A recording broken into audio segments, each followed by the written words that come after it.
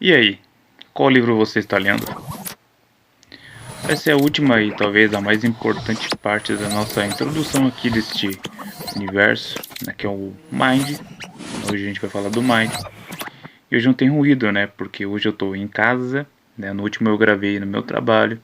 E lá tem muita árvore, enfim. Abordando aqui o assunto, né, da terceira característica do homem, né, essencial assim para o nosso autodesenvolvimento, é a mente, né?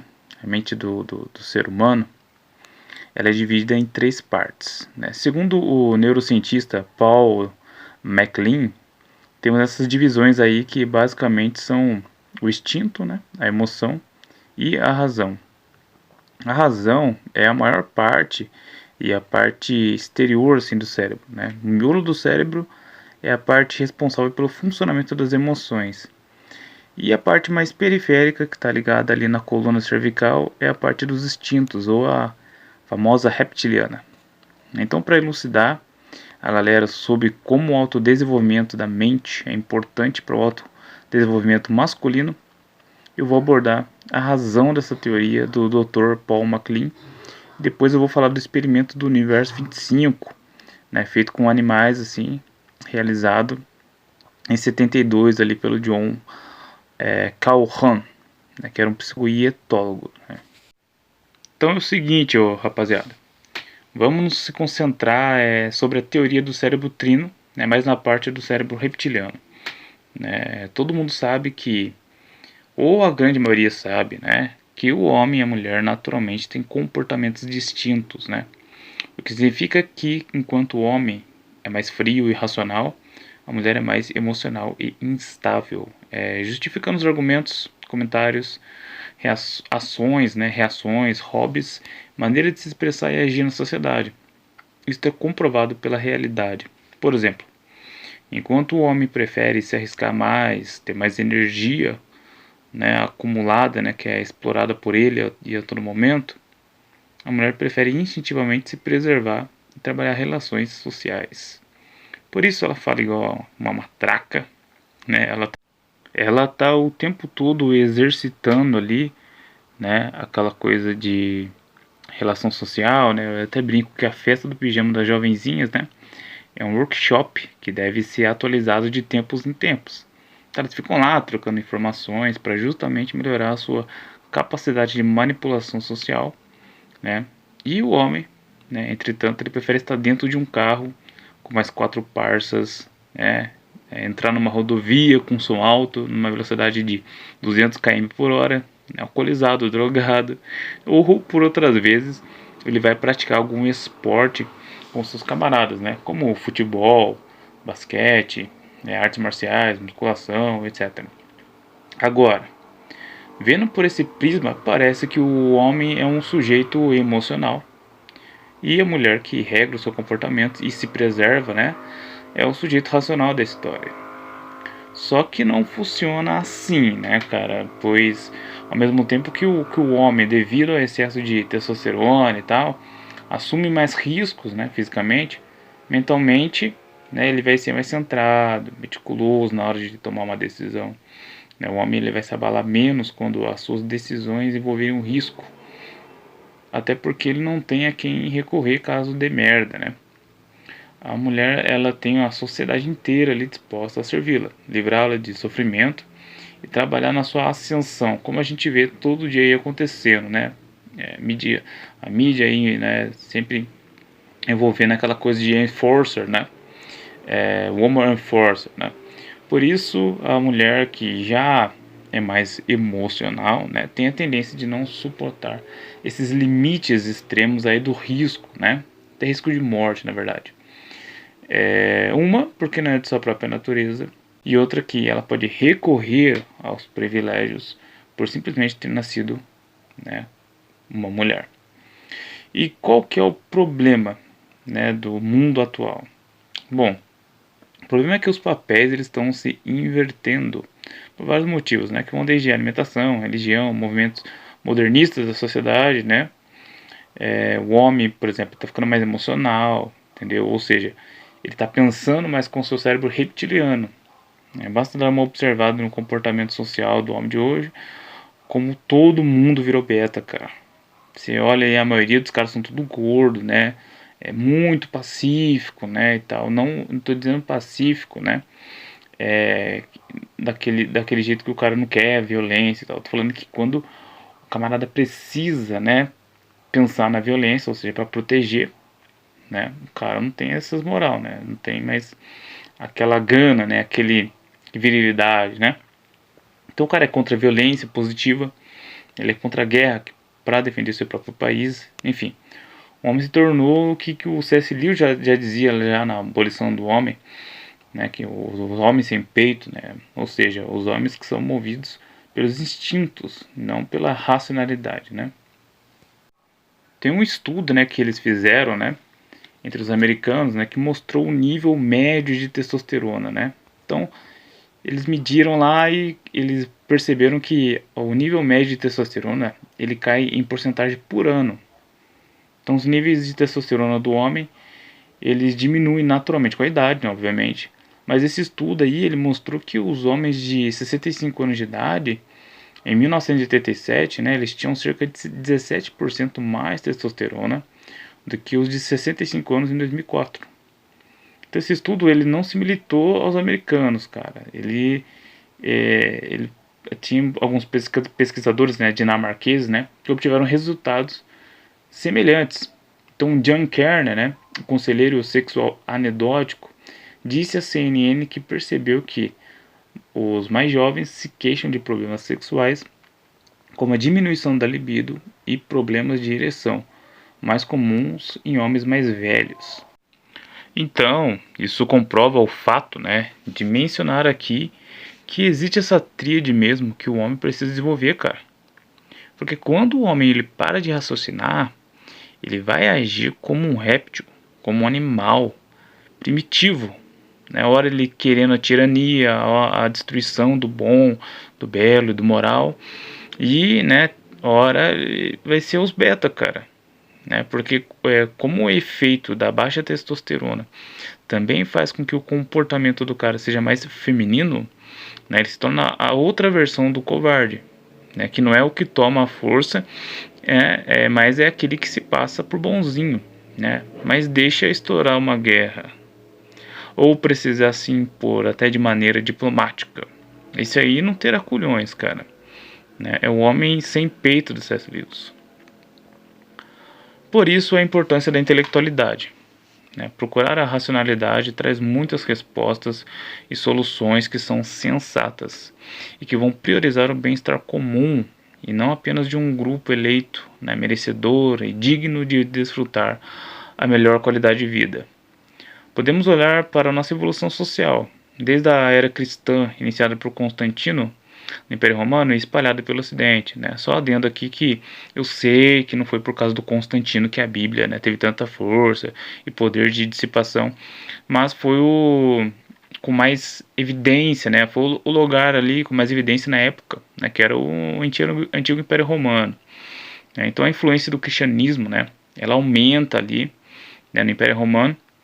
E posteriormente, né, a Bíblia já traduzida e tal, fez com que existisse um novo código moral, né, social, que possibilitou a evolução das relações sociais, né, da tecnologia, né, a evolução da escrita, da intelectualidade, unindo, por exemplo, né, a fé e a razão, né, com a escolástica, né, onde os mestres da igreja, que beberam da escola clássica de filosofia, né, os gregos, né, Sócrates, Platão, Aristóteles, né, eles puderam elucidar a sociedade acerca, né, dos mistérios e entendimento das escrituras sagradas, né, ajudando assim a fundar os centros de estudos, né, que vão desembocar na criação das universidades, né. Tem também um centro de acolhimento de doentes, chamado Santas Casas, né, que também vão virar os hospitais, né, e muito mais. Né. Tem várias contribuições que a sociedade ocidental trouxe, né, baseada basicamente em duas coisas, né, na religião, que é a base e o motor da evolução, e a intelectualidade, entendeu? Agora, né, com o surgimento das filosofias modernas, né, com a descredibilização da religião, né, da figura de Deus, né, a intelectualidade está acabando, entendeu? Está batendo as asas, né, está virando coisa de conspiracionista. Então vamos agora imaginar a nossa sociedade com a quantidade de pessoas de hoje, né? Hoje tem 7 bilhões de pessoas no mundo, né? E o comportamento assim do mundo antigo, né? Eu tô falando anterior à era do cristianismo, né? Mas um mundo antigo assim sem filosofia também, entendeu? Sem religião, né? Somente a vulta, né? Somente a vontade carnal, né? O cérebro, né, reptiliano, enfim, né, do instinto em ação. Né? E para ilustrar isso aí, eu vou falar da experiência do Universo 25. Então, a experiência do Universo 25, né, ele foi feito com 8 ratos e realizado em 1972 por John B. Calhoun, que era um psicólogo e etólogo. Né? O etólogo ele é um especialista em comportamento animal, né, que também é um conhecimento que ajuda no adestramento de animais. Pois bem, o John ele criou uma espécie de paraíso dos ratos, né? Uma caixa assim que parecia um grande castelo que ele criou, onde cabiam até tipo 3.000 ratos, com várias divisões, onde os ratos poderiam usar suas moradias ali e tal. Esse lugar era abastecido com comida e água à vontade, né? Todos os dias. No começo, os ratos eles comiam normalmente, faziam os seus ninhos de maneira pacífica, né? Tinham uns apartamentos, né, e tal. E em pouquíssimo tempo eles passaram a se reproduzir, né? Ter filhotinhos ali saudáveis. Devido às boas condições, né? E a criação desse paraíso que ele criou para os gatos, né? Então passaram ali de 8 para 40, depois para 100, 200, 300, 500, 1000, né? E aí foi aumentando a população, né? E já ali na base dos 1500 para 2000, alguns problemas sociais passaram a aparecer ali, né? Naquela sociedade. Como, por exemplo, a imposição dos ratos, né, que o John ele chamou de bonitos, né, que traduzindo para nossa esfera ali, vamos chamar de alfa, né. Então os alfas, né, os ratos alfas, eles passaram a proibir os outros ratos, né, de morarem na sua parte da habitação, selecionando alguns poucos que pudessem passar, né, onde provavelmente houvesse ali na parte deles alguma vantagem de alimentação, né, ou condições dele para reprodução, né. Então os outros ratos lá, o resto passou a viver espremido ali, sem condições do outro lado, né? Então foi observado também que os ratos, né, que eu vou chamar aqui de betas, né, eles eram desprezados pelas fêmeas, né? Eles sofriam constantemente ataques físicos dos outros ratos. Esses não se reproduziam e quase sempre estavam doentes, né? As fêmeas passaram a se cuidar menos, a comer mal e a não querer se reproduzir.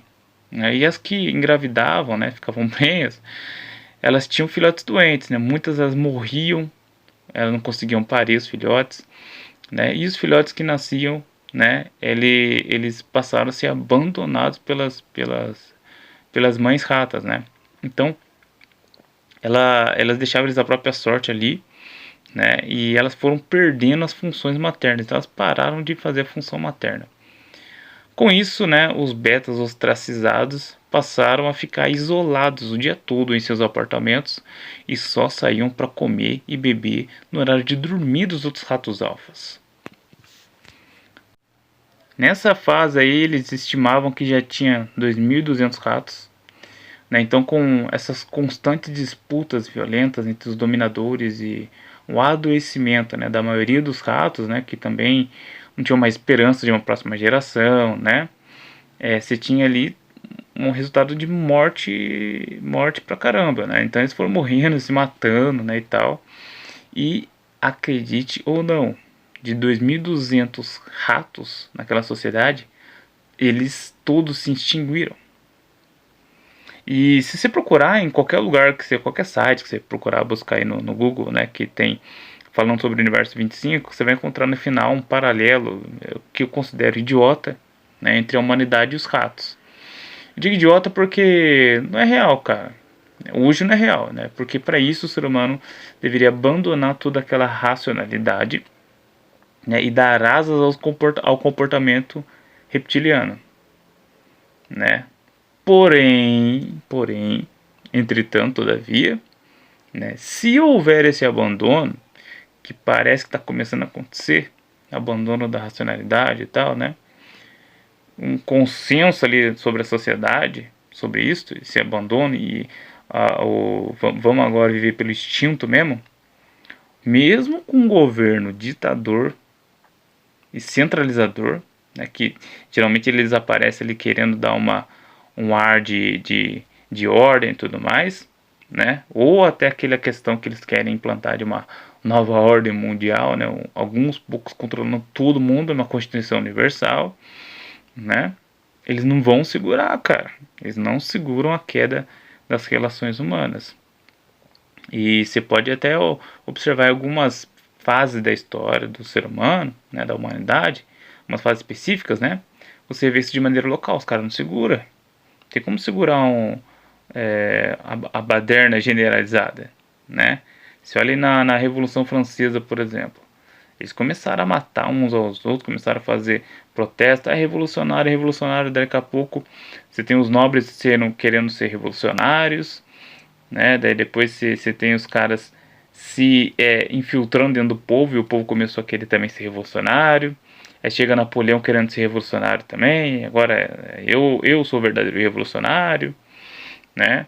Então você não tinha um controle ali, os caras se matavam ali e tal. Tinha caso, né? Na Revolução Francesa tinha vários episódios sangrentos. Mas, por exemplo, você tinha caso de quando os camaradas surgiam nas praças, né, para protestar contra alguns da sociedade, como o padre, né, por exemplo, eles matavam os caras e arrancavam os órgãos e comiam. Tinha até episódio de canibalismo no negócio. Pra você ver aonde chega, né, o estado do cérebro reptiliano, o cérebro primitivo do ser humano, né? Mas sempre existia uma força, né, maior, né, no caso foi o Napoleão, que sobrepujava a outra, né, mas era baseado em uma intelectualidade. Então se tinha um plano, né, uma estratégia, né, e tal. Tinha os pensadores que geralmente eles, né, se baseavam, né, e tinham o poder. Então o camarada ele tinha a intelectualidade e o poder, né, de relações ali, até de apaziguamento, né, estabilização da sociedade superior a essa ordem antiga, né?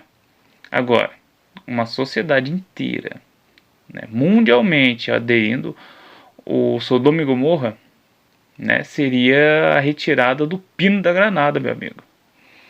Né? Ninguém segura. Ainda mais num mundo globalizado e interligado, né, pela internet. Então é isso, galera. Esse foi o Mind, né, para fechar aqui, né, a importância para o homem, né, que no fim das contas o sujeito que vai estabilizar, né, tanto a sua família, sua casa, ele trabalha para estabilizar a sociedade, né, e a humanidade ali de maneira geral, né.